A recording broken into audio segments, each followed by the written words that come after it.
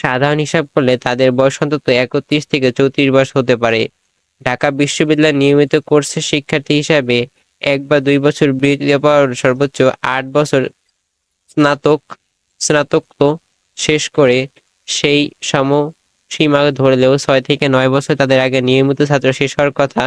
কমিটিতে পদ পাওয়ার জন্য অন্যান্য বেশিরভাগ ক্ষেত্রেই জনগোষ্ঠী নেতাদের মতোই 21 জন নারী ছাত্র দল এই আংশিক পূর্ণাঙ্গ কমিটিতে জায়গা পেয়েছে। 527টি সদস্যের কমিটিতে 87 জন ঢাকা বিশ্ববিদ্যালয়।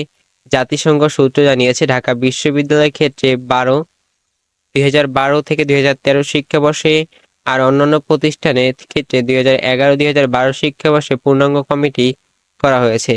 তবে নারীদের ক্ষেত্রে বয়সসীমার বিষয়টি শিথিল, অর্থাৎ যারা কমিটিতে পদ পেয়েছে তাদের মধ্যে যারা সবচেয়ে কনিষ্ঠ তাদের স্থানে ভর্তি প্রায় যুগ চলে এসেছে।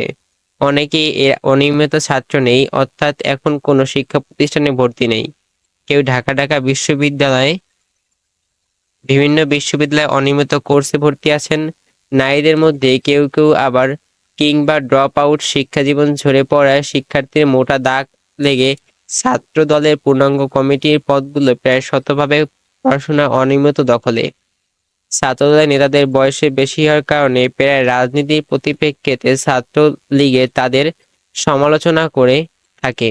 তবে ছাত্রলীগের কেন্দ্রীয় কমিটি কয়েকজন বয়স্ক নেতা আছেন, নেতাদের এত বয়স সহ বিশেষ একটি ছাত্রদলের 3 জন নেতার সঙ্গে কথা বলাতে যুক্ত করা হচ্ছে। আওয়ামী লীগের ক্ষমতায় আসার পর ছাত্রদল থেকে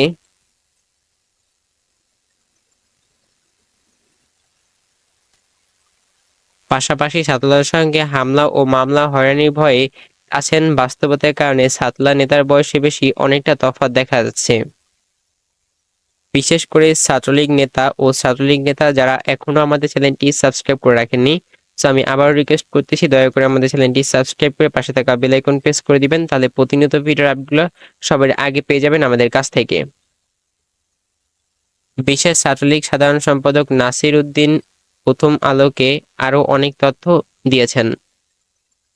ছাত্র সংগঠন কেন্দ্রীয় নেতা পর্যায়ে আসতে সংগঠনের অনেক স্তর পার করতে হবে।